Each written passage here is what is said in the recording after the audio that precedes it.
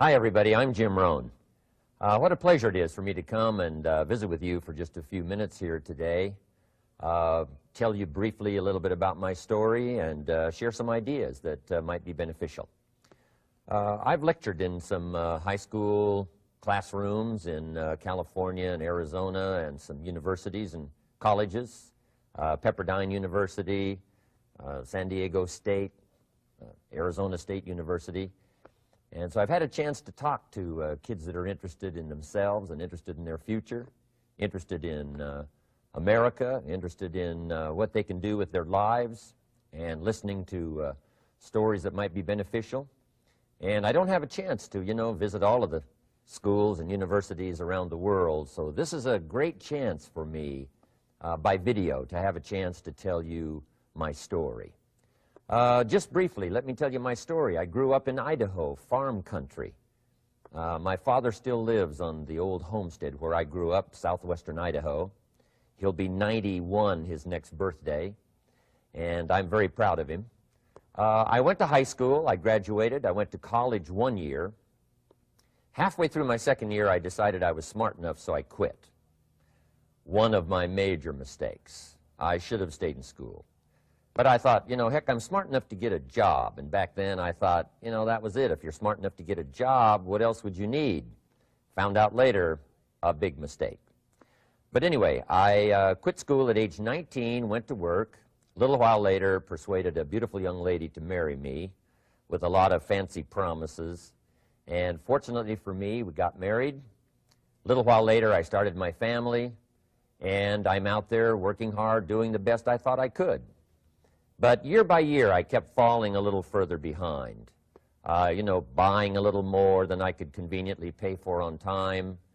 And the creditors are finally starting to call saying, hey, you told us the check was in the mail. I'm not feeling at all good about that. About age 25, I've got pennies in my pocket, I've got nothing in the bank, and way behind on my big mouth promises to my family, and wondering what could I do to make my life better. I was willing to work hard. That was not my problem. But I just wasn't making the progress I wanted to make. And then good fortune came my way. Sometimes it's difficult to describe good fortune, why something remarkable happens to you at a particular time. One of my friends says, well, hey, things don't just happen. Things happen just. And maybe that's it, I don't know. But my good fortune was I had a chance to meet a very wealthy man. His name was Mr. Schoaf, Mr. Earl Schoaf. A friend of mine had gone to work for him, and he started telling me about this man. He said, you got to meet this man. He's rich, but he's easy to talk to, and he's got a remarkable philosophy of life. And he kept going on, and I thought, well, I've got to meet this man. So shortly after that, I had a chance to meet this Mr. Schoaf, and I was impressed. He was rich. He was easy to talk to. Within a few minutes, I was dazzled. And I said to myself, I would give anything if I could be like that, rich and easy to talk to. What would it take? And then I thought, if I could just get around somebody like him, and if he would teach me and coach me, I would do it all. And that was my good fortune. A few months later, this wealthy man, Mr. Schoaf, hired me and gave me a job, and I went to work for him, and I spent the next 5 years in his employ. And then, unfortunately, at age 49, he died. But I got to spend 5 years with this remarkable man, his last 5 years of his life, and the first 5 years of my new life. And my dream came true during that 5-year period. This man took the time to teach me and coach me. He taught me the books to read. He taught me the disciplines, and he taught me the skills. And he taught me the changes to make in my language and personality. And the things he shared with me during that 5 years changed my whole life. Changed my income, changed my bank account, changed my future. I've never been the same. By the time I was 31 years old, I was a millionaire. So he taught me economics as well. So how lucky can you get to meet the right person at the right time who takes the time to share with you ideas that can change your life? A lot of rich people, right, don't take the time, but he did, and he also had the ability. Some people want to share their experiences, but they don't quite know how to say it. But he had it all, and he used language that I could understand, and those ideas greatly affected my life. I wish he was still alive today. If he was, I'd be calling him today one more time, thanking him for the time he spent with me sharing his life and his experiences that so dramatically affected my life. Then, how I really came to be invited to speak to you today. 30-plus years ago, I was living in Beverly Hills, California. And a friend of mine one day said, "Jim, you've got to come and tell your story to my service club." He belonged to the Rotary Club. And he said, "I know your story. Idaho farm boy makes it to Beverly Hills." But he said, "I know my club members would love to hear your story. Would you come and at our breakfast meeting and tell your story?" And I said, "Okay." So I arranged a little talk, went and shared my story that morning, and guess what? They liked it. And my phone rang. Another club called and said, "Would you come and tell us that story?" My phone rings. Another club calls, said, "We've heard about your story. We have a luncheon meeting. Would you come share your story?" First thing I know, I'm spending a little piece of my time giving these breakfast talks and luncheon talks. And then one day, a man who heard my talk about 3 times said, "Would you come and talk to my management and salespeople?" He said, "I've got this little company going, and he said, if you would spend some time talking with my management and salespeople, I'd be happy to pay you." And I thought, wow, wouldn't that be something? Tell my story and my experiences and get paid? He said, "I'd be happy to." Little did I know, that was the beginning of a whole new, brand new adventure for me in sharing my story in speeches and talks and seminars and lectures. And now this business, it's become one of my most flourishing enterprises, takes me around the world. I went to many countries just this year, had my largest audience early this year in Spain, 12,000 people, 10 different languages being translated at the same time, the whole audience with the earphones on. It's interesting when you lecture with multi-languages. You know, when you hit the punchline, you know, the Spanish laugh first, and then the French get it, and then finally the Italians get it, and last the Germans finally get it. And then I say, "Hey, the Germans finally got it. I guess we can continue." You know, some languages take longer to translate than other languages. But what an exciting adventure for me. I was in Israel this year. I lectured in France, my first trip to Prague, Czechoslovakia, Lisbon, Portugal. Last year I was in London lecturing. Happened to be there the same night Pavarotti was singing in London. So, big dilemma for the people in London. Shall we go see Jim Rohn, or shall we go listen to Pavarotti? Well, I must admit he had more people than I did, like 150,000 more. He did a free concert in Hyde Park, and they expected 250,000, but only 150,000 showed up because it rained. And they all got soaked from Prince Charles on down, but they sat in the rain and listened to Pavarotti. I would have been happy that evening, right, to cancel my seminar and go sit in the rain and listen to Pavarotti. Anyway, he and I have agreed now not to appear in the same city on the same day anymore. Not really, but how exciting for me to be able to travel all around the world and share my story. And then especially to have this chance today to come and visit with you. And when I get a chance to speak at a high school class or a university class, I'm always excited about it. I'm limited in time, so I wanted to use this way to come and share my story with you and some ideas that might be helpful in your career for the future, in your now busy life as a student, and then wherever you find yourself in the years to come. Some of the things I'm going to share with you, I want you to remember for a long, long time, because the ideas I want to translate for you drastically affected my life.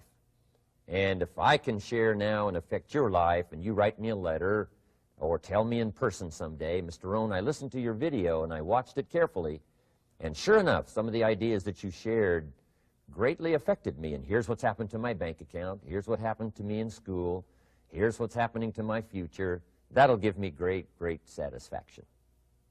So the man who shared with me ideas that changed my life, I want to share with you 3 of those basic subjects. When I met him, I was 25 years old, and when I first got acquainted with him, I used a lot of excuses as to why I wasn't doing well. And he said, well, tell me a little bit about your story. And I told him, you know, I was behind on my bills, had pennies in my pocket and nothing in the bank, that I was embarrassed about being behind on my big mouth promises to my family. And then he gave me one little simple phrase that really forever changed my life. And here's what he said: Mr. Rohn, if you want the future to change for you, you've got to change. And he said, if you don't change, the next 6 years of your life is going to be just like the last 6. You'll still be behind on your bills. You'll still be behind on your promises. But then he gave it to me in the form of a promise. When I was 25 years old, I've remembered it all these years, and I've shared this promise now with probably over 3 million people in the last 30-plus years. And it's going to be valid for you, so listen carefully to this promise. My teacher said to me, young man, if you will change, everything will change for you. If you will get better, everything will get better for you. What a clear message that was for me.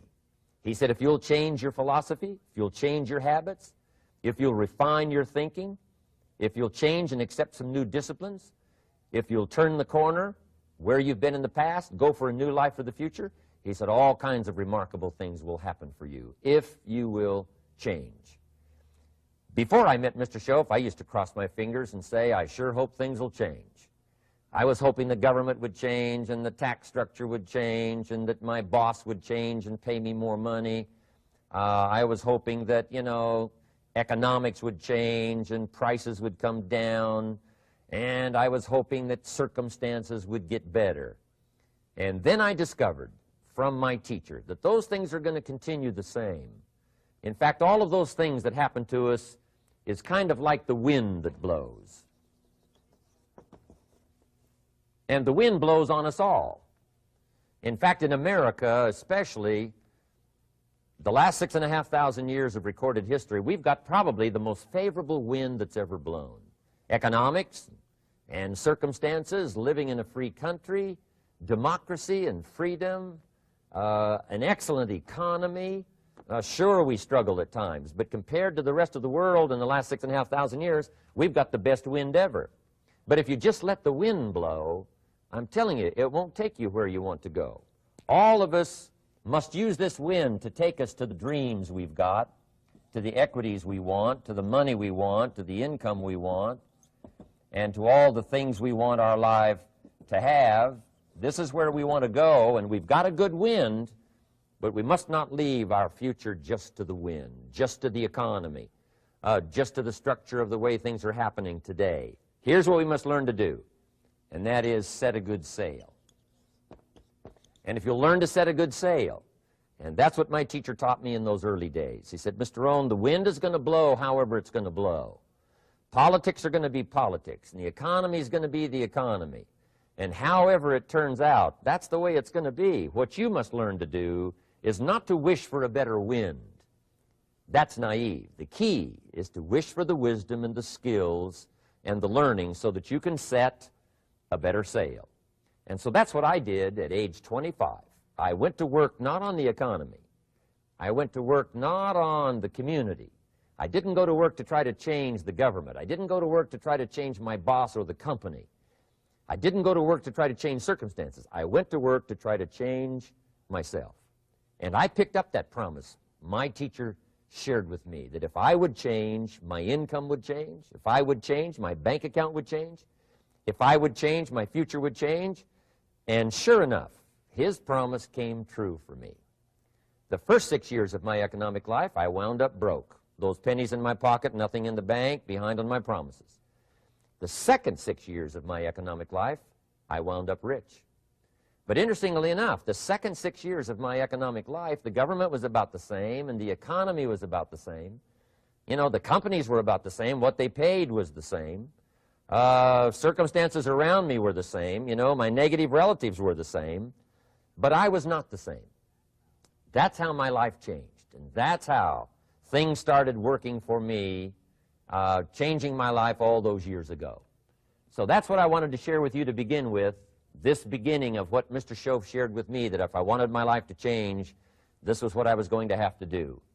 And so he broke it down into 3 subjects that really made an impact on my life, and I want to share those with you.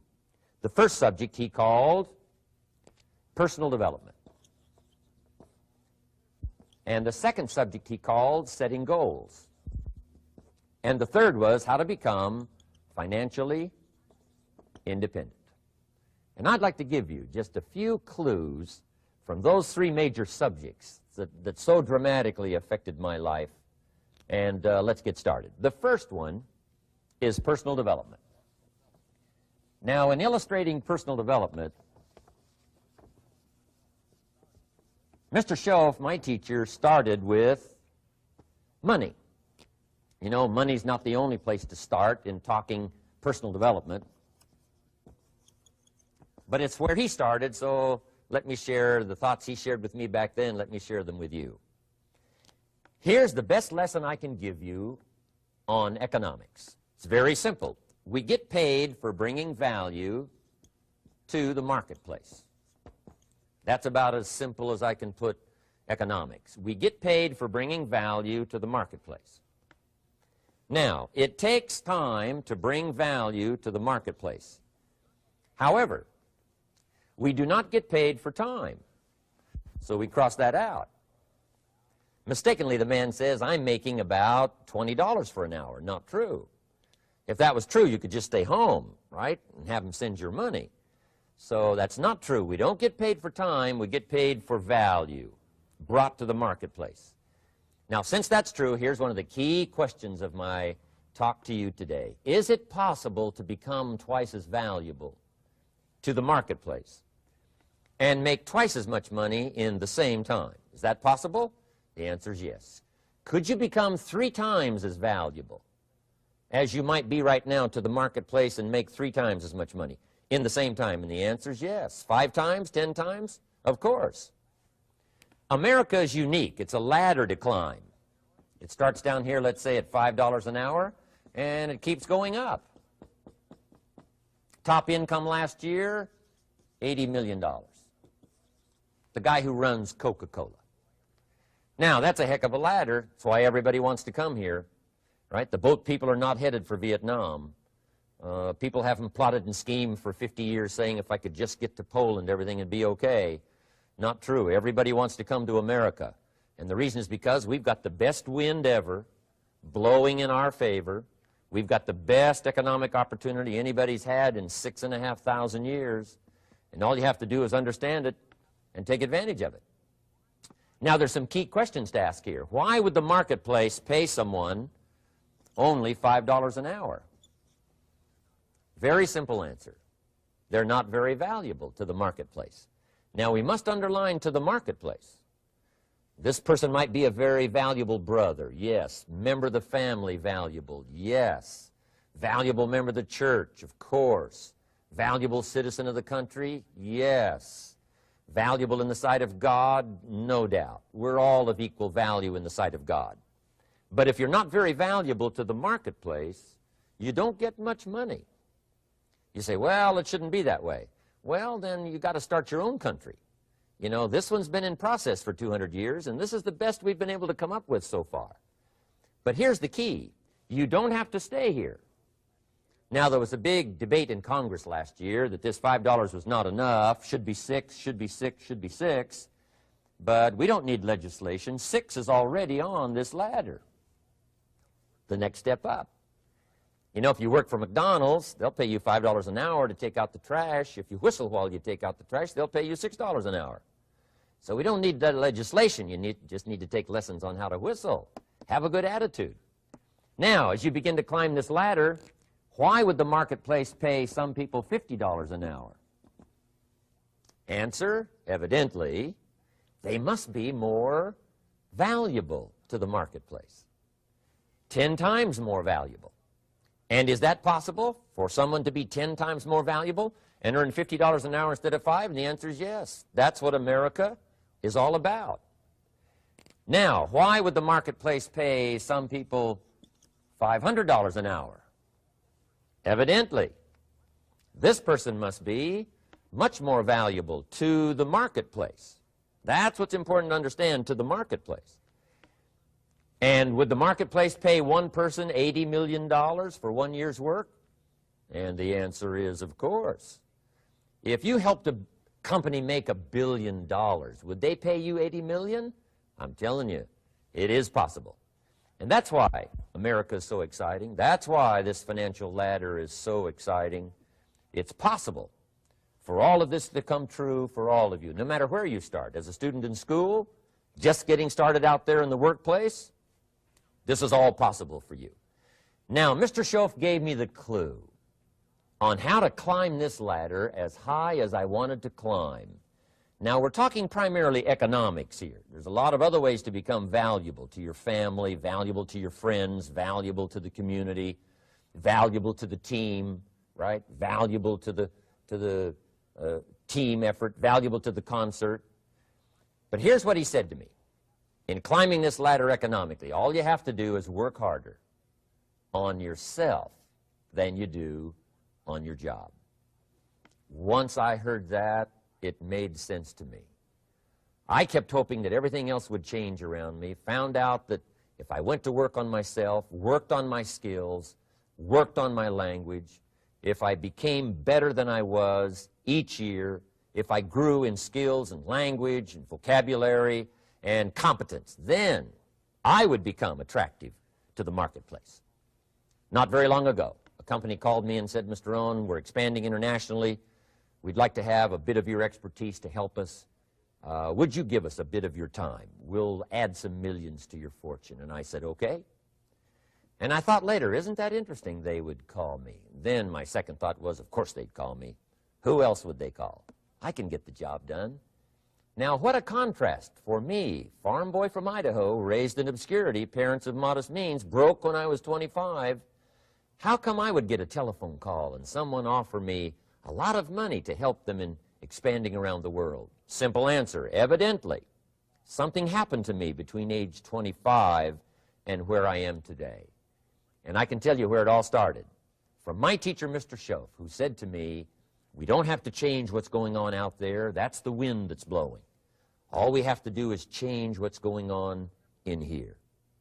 And now there's several ways to do that on personal development. And let me give you those ways. Here's the first one. We must learn from personal experience. Pretty simple. Learn from what happens to you.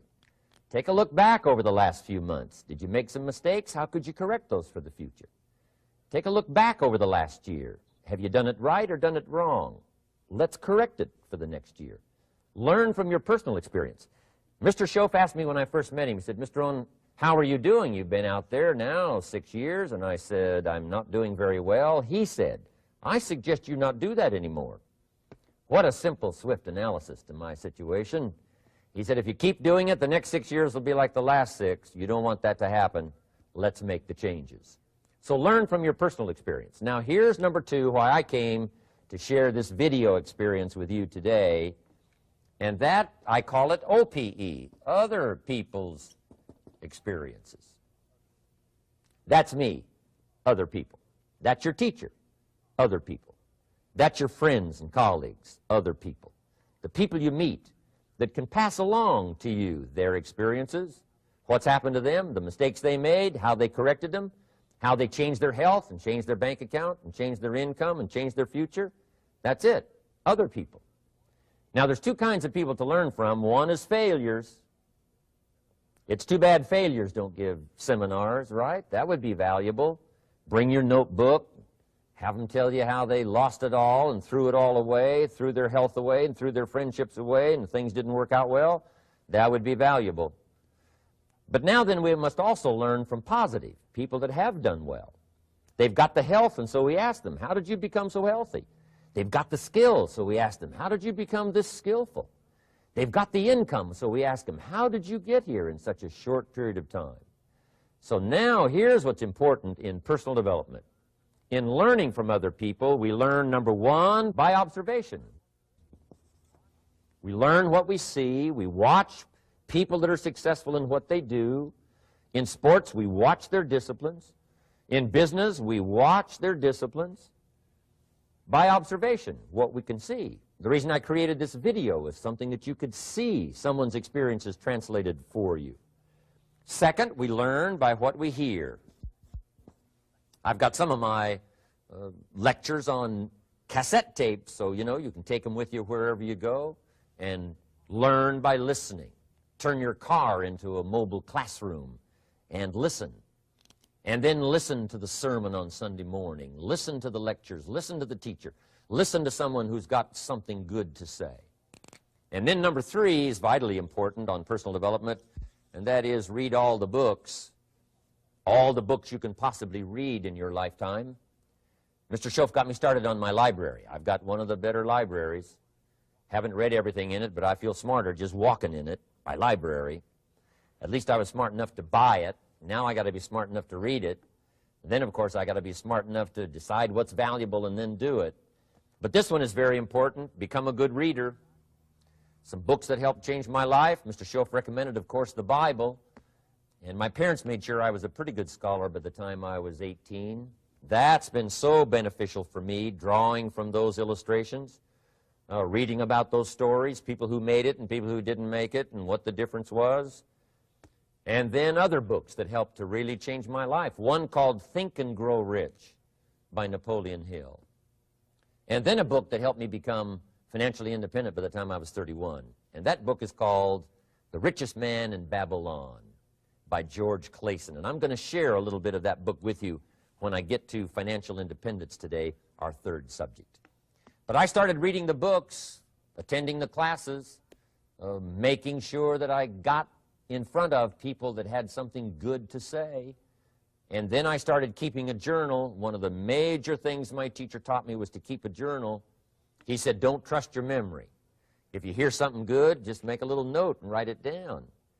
Now, at first I took, notes on pieces of paper and torn off corners and backs of old envelopes. And it didn't serve me well, thrown in a drawer. Then I learned to keep a journal, a bound copy of all my notes. So I would suggest you do the same. Things that impress you, a poem that impresses you. When you attend a class, some of the ideas that impressed you, jot them down. You read something in a magazine, right? Some ideas. Take those out, put them in your journal. Keep a good journal the rest of your life. This will serve you well. My journals make up a significant portion of my own library. And if you saw my library and saw my journals, I tell you what you'd have to say. This is the library, and these are the journals of a very serious student. No wonder Mr. Rohn is invited to lecture and speak on his experiences around the world. So I want the same thing to happen to you. Value captured that you can resort to later, go back over it and review it, and let it become valuable to you. So that's my first subject, personal development. Work harder on yourself than you do on your job. Develop the skills, learn the lessons, take the classes, absorb all that is being taught to you these days. And then later on, of course, you can sort it out, what's valuable to you and how to refine it for your business and for your life and for your future. But the main thing is to get it and start this process of personal change, personal development. And let me say it one more time. If you will change, everything will change for you. You'll never be the same. You'll keep growing. As you look back on a few months, look back on a few years, you won't believe the progress you can make. Economically, your relationship with your family, your friends, and whether you're in sports or economics or whatever, I'm telling you, that whole process of committing yourself for personal change, personal value, can really make your life unique and worthwhile. Now let's cover the 2nd subject, on setting goals. Mr. Schoaf gave me some tips on setting goals that changed my life forever. And I want to share those with you.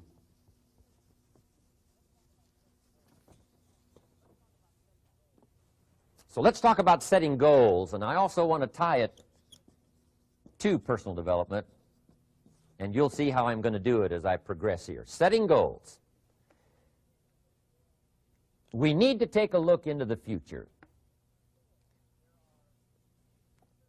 There are 4 things to consider in terms of attitude. One is how you feel about the past. Best advice I can give you on that is treat the past as a school. Let it teach you the mistakes you've made, the things that went wrong, the things that didn't work. Don't use the past as a burden to carry, and don't use the past as a club to beat yourself to death. past losses, past failures, past mistakes. But let the past be a school. Tough school maybe. We've all been through some tough stuff. So if you feel good about the past, draw from it for experience and let it teach you. Then next is how you feel about the future. We've got to have the future well designed. The future is called the promise. And here's what we teach in our leadership series. The promise of the future can be an awesome force for your own future. The promise of the future, designing the future. There's two ways to face the future. One is with apprehension, and the other is with anticipation. I promise you, in my travels around the world, most people face the future with apprehension. And here's why. They don't have it well designed. They've sort of left that up to someone else to fix. But here's the best way to face the future, with anticipation. And you can face the future with anticipation if the future is clear, if the future is well designed. And I would like to have you consider some thoughts with me that help me to really change my future by giving it some thought and some consideration. And here it is. In setting goals, it's very simple. Number one, decide what you want. You just take a little time. You sit down and say, what do I want? What kind of skills do I want? What kind of income do I want for the future? What would I like? Where would I like to go? Places I'd like to visit. Habits I'd like to acquire. Skills I'd like to have. You just take a little time to think about what you want. Economics, friendships, people you'd like to meet, places you'd like to go. You just take some time. And then I suggest, when you've thought about what you want for the future, make a list. Just jot it all down. It's really a very simple process. And then here's number three. Keep all the old lists. I'm telling you, this served me so well, keeping my old list of goals. I look back now 10, 20 years ago at goals I set, lists I made, and I smile now because here's what I thought was so important, 20 years ago. Now some of those things aren't even on my list. I've got a new list. I've grown. I've changed. I've matured. But I give you that advice. Decide what you want. Number two, write it down. Number three, keep the old lists. And then here's number four. When you get something that's on one of these lists, check it off. Part of the fun of having a list is checking it off. And then if you can add some drama to checking it off, see, that's what really helps. I set a goal to go to Spain many, many years ago. And when I finally made my first trip to Spain, I had that journal with me that had that list in it. And while I had my journal on my lap, waiting for the wheels to touch down in Madrid, I waited until the wheels touched the runway, and I checked it off, just adding a little drama.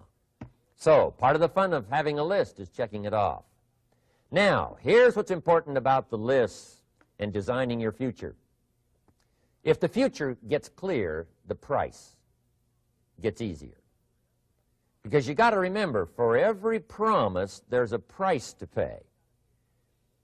Everybody's got to pay the price. Everybody's got to do the deal. Everybody's got to do the disciplines. Everybody has to pay. But here's what I've discovered. If the promise is clear and powerful, the price is easy to pay. The price is some classes. The price is a few books. The price is a few disciplines. The price is finding something that'll make your life better, make you grow, make you change, make you develop. So the first part of the key is to design the promise. Then, what is the price to pay? I'm telling you, the price will be easy. Anybody in my audience can pay it, no matter where you are, where you come from.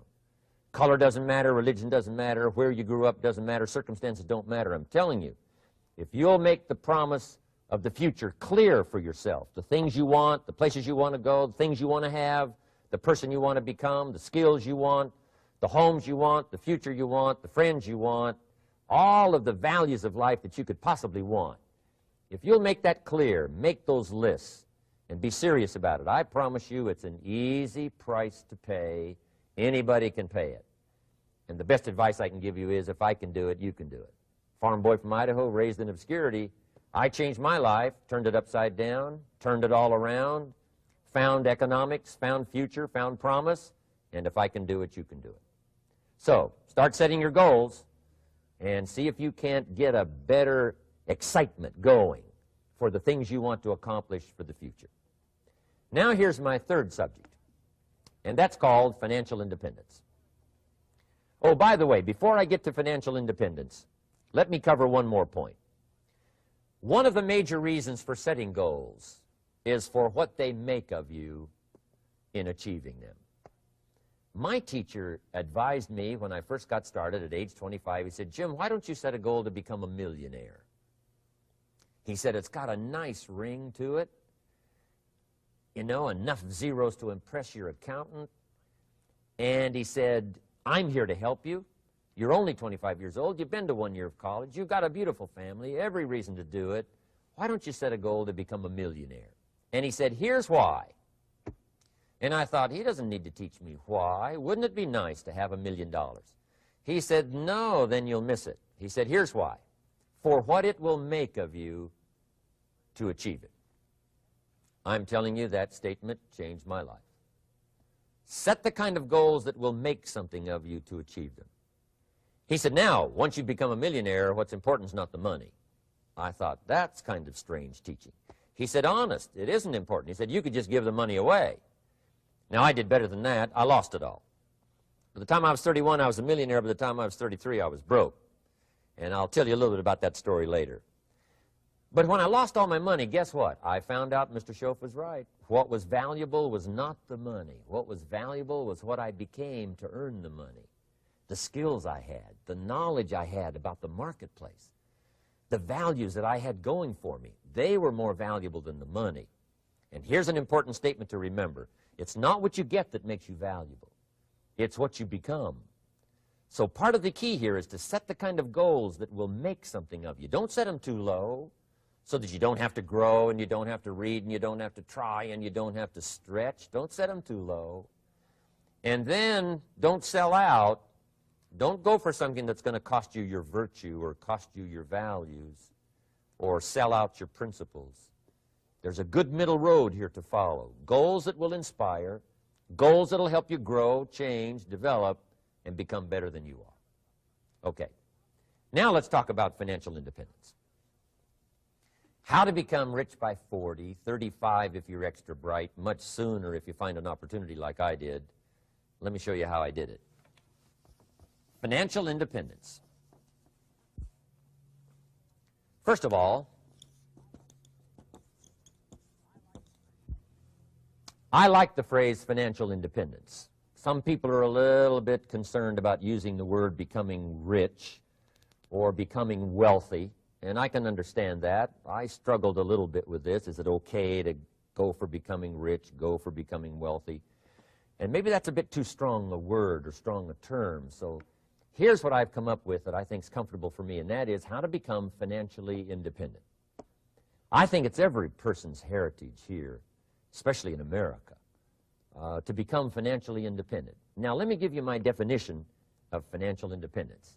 Financial independence is the ability to live from the income of your own personal resources. Financial independence. Now, it depends on how you want to live.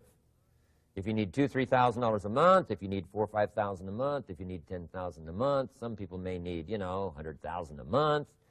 But whatever you would need to live, and you could earn that living from the income of your own personal resources, that's what I call financial freedom, financial independence. And let me show you how to acquire it. If you start at age 15, between ages 15 and 35 is 20 years. And in my personal opinion, based on my own studies and my own experience, 20 years, in my opinion, is enough time to become financially independent. If you're not, you don't live in the wrong country. Probably what's happened is you have the wrong plan. And it's easy to be a nice person with the wrong plan. I found that when I was 25 years old. I was broke at age 25, and I was a nice guy. You would have liked me. But I'm telling you, my plans up until then, especially my financial plan, left me broke. I totally changed it the next 6 years, and I became financially independent. So I know what I'm talking about. It is possible in a reasonable amount of time, 15 to 35, whatever, 20 years' time, enough time. You can do it in a much shorter period of time, like I did if you want to. But this is a reasonable enough time. But here's number one. First of all, you got to have the right philosophy. Philosophy is our ability to gather knowledge and sort through it and decide what's valuable. To develop a philosophy about life, a philosophy about our health, a philosophy about our family relationships, a philosophy about economics. And if you develop the right philosophy, that's what helps to set this sail so that in 6 years it takes you where you want to go instead of winding up like I did that first 6 years of my economics, broke, no money, empty bank account.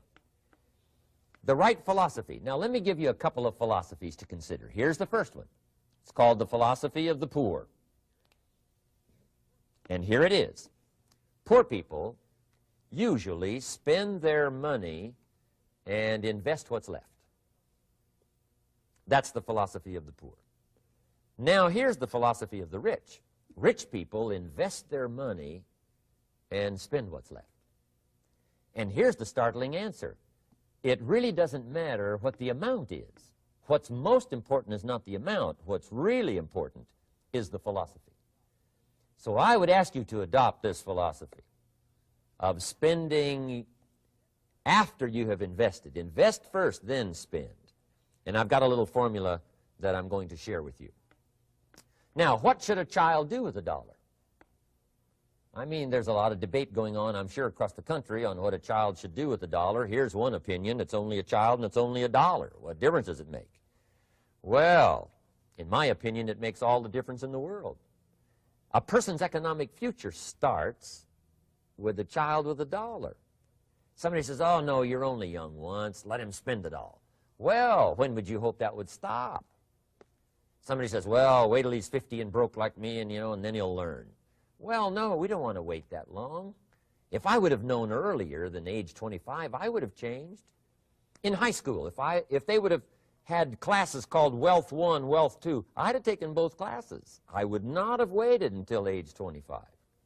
So, the earlier the better. So, what should a child do with a dollar? Here's the simple premise to begin with. Don't spend it all. And if a child wants to spend the whole dollar, you got to say, hey, don't spend it all. Don't spend it all. They'll say, why not? It's my dollar. I earned it. You say, I know you earned it, but don't spend it all. They'll still say, why not? Say, let me show you why not. So you put them in your car, take them to the other side of town, and show them where people live that spend the whole dollar. You just drive them around. Kids learn best by visual. Just drive around and say, would you like to live here? Kid says, no. Would you like to live like these people live? Kid says, no, no. Then you can't spend the whole dollar. So, kids will get the message. So, take them to the other side of town, show them around, unless you already live there, and then just show them around. Anyway, don't spend the whole dollar. Now, let me give you my best view of what to do with a dollar. And I promise you, if you started at age 15, now if you're over 15, right, you've still got plenty of time. You still got 20 years. If you're 30, you've still got 20 years. I mean, you still got plenty of time to start what I'm about to share with you. What to do with a dollar. Here's my first bit of advice. Never spend more than 70 cents. Never spend more than 70 cents. Now, you got to pick some number, and the number you pick is going to be determined by your philosophy. It's going to be determined by what you've been taught or your experience teaching yourself. When I first met my teacher, Mr. Schoaf, I was at about 110% of each dollar. I'm down at Budget Finance, hawking my furniture and my car one more time. And then I learned a whole better formula for financial independence. Number one, don't spend more than 70 cents. Now, kids say to me, well, okay, what do I do with the other 30 cents? And here's what I teach them. 10 cents for charity. Charity or church, or helping people that can't help themselves. 10 cents to support worthy projects. Projects that you feel good about. 10 cents out of every dollar. It's called being generous with part of what you've taken out of society. Now, in my opinion, nothing teaches us character better than generosity. No class, no teacher, no book teaches character better than generosity. And the best time to start is when the amounts are small And I know if kids learn these lessons well, they'll give a dime out of a dollar, help people that can't help themselves, support worthy projects. Or if you belong to a church, they teach tithe, piece of. That's very important. Now, because when the amounts get larger, sometimes it's a little more difficult. You know, giving 100,000 out of a million, someone says, oh, if I had a million, I'd give 100,000. I'm not sure. That's a lot of money. So the time to start is when the amounts are small, 10 cents out of the dollar. Okay, next 10 cents I call active capital. Active capital means do something to make a profit. Active capital. Set aside a portion of your income. Wages are okay, but I'm telling you, wages will make you a living. Profits will make you a fortune. So set aside part of your income as capital, called active capital. Any kind of project you can possibly think of, you can possibly come up with. I'm going to write a new book, I think, for kids. I think the title is going to be, Of Course Kids Should Pay Taxes. It's kind of an interesting title. In California, kids do pay taxes. When a child walks into 7-Eleven, buys something that costs $1, the proprietor says, give me 7 more pennies. And the child says, hey, what's these 7 pennies for? And the proprietor says, that's the taxes. Kid says, well, hey, I'm only 8 years old. Proprietor says, congratulations, you're my youngest taxpayer. Give me the money. So in California, where I live, kids do pay taxes. Big question is, should they? And my book will answer that question. Of course, kids should pay taxes. Nothing is for free.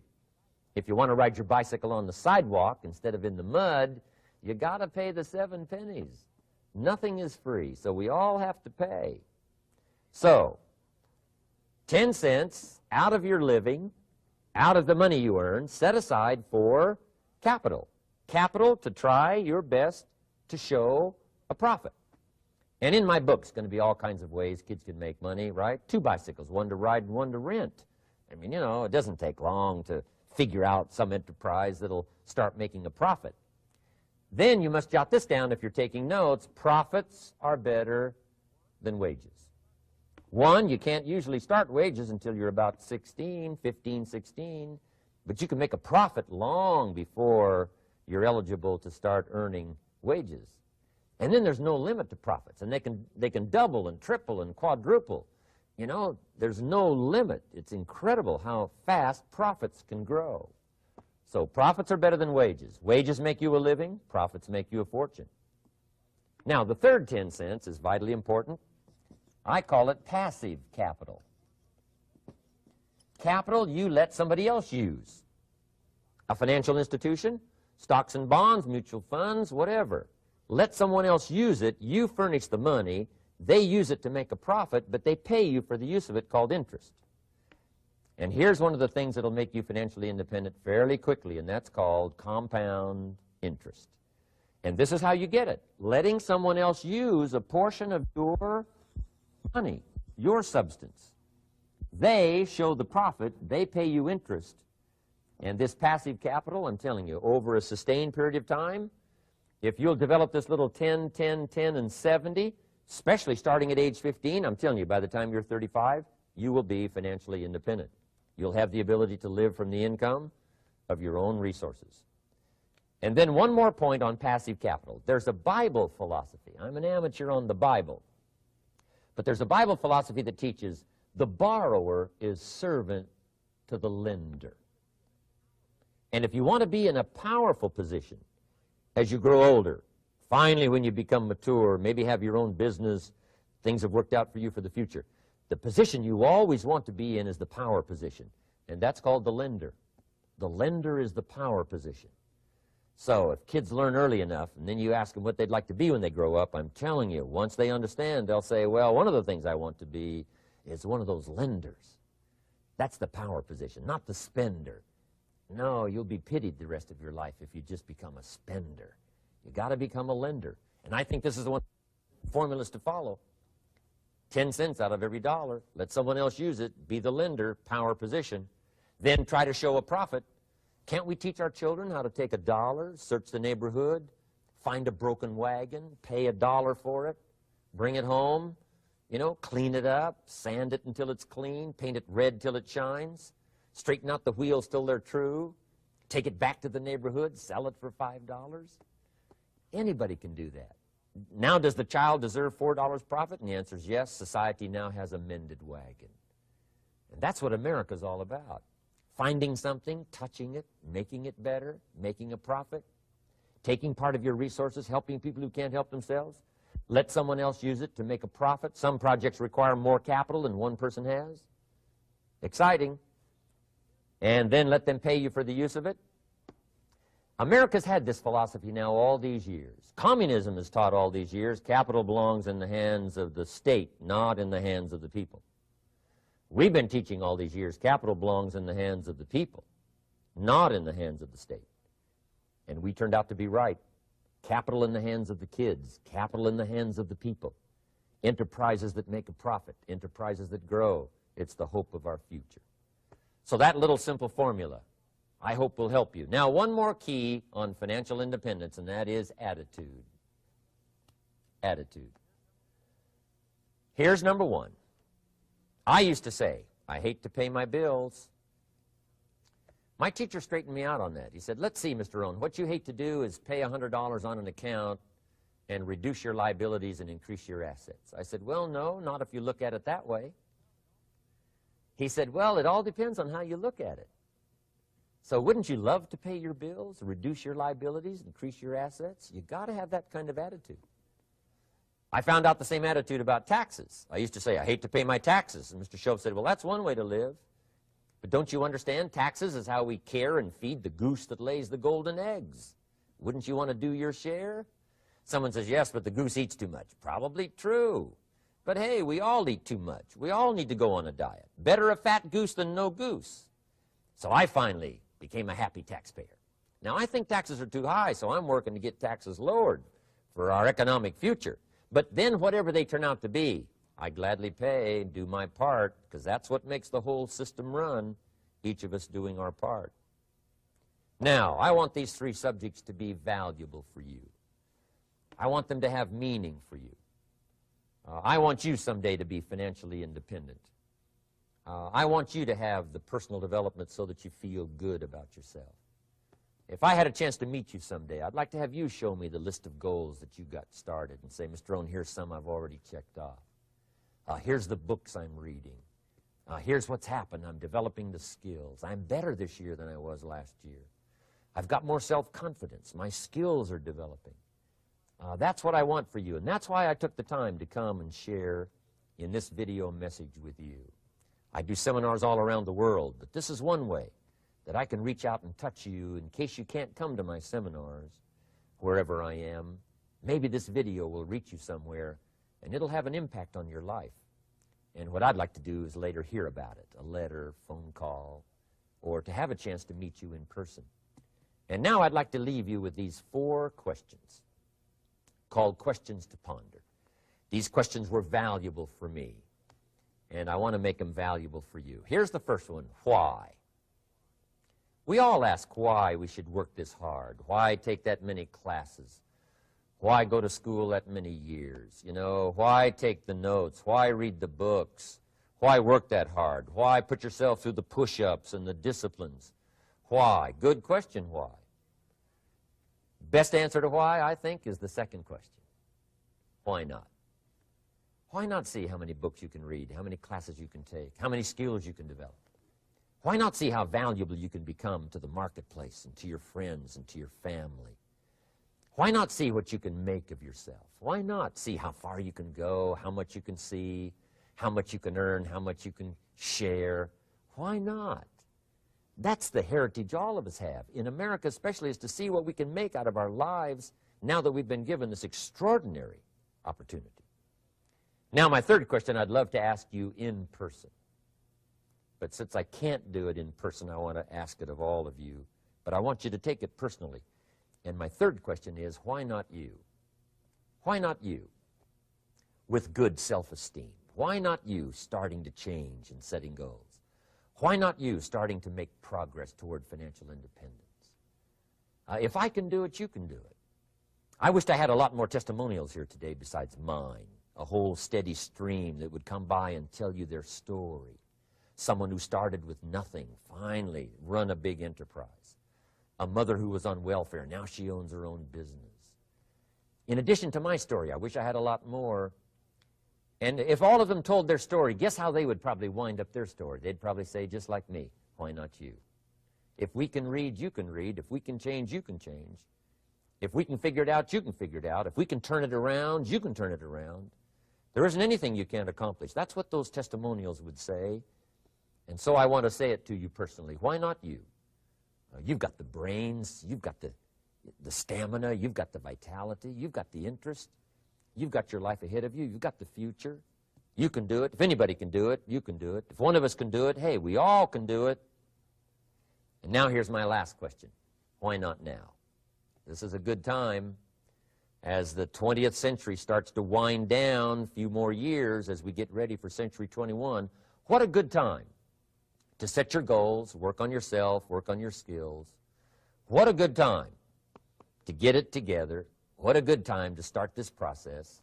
Personal development, growing, changing, developing, having a good plan for your money and for your life and for your future. Why not now? And I hope I have a chance to see you one of these days and share with you the experience, the reaction, the response you might have had from my message today. And until I get a chance to see you on this side of the world or the other side of the world, in some school or some seminar, or maybe I'll come and speak for a company that you work for someday, I hope I get a chance to meet you. Until then, I wish you the best. I want all that I've gotten to be yours and much, much more. God bless. Goodbye.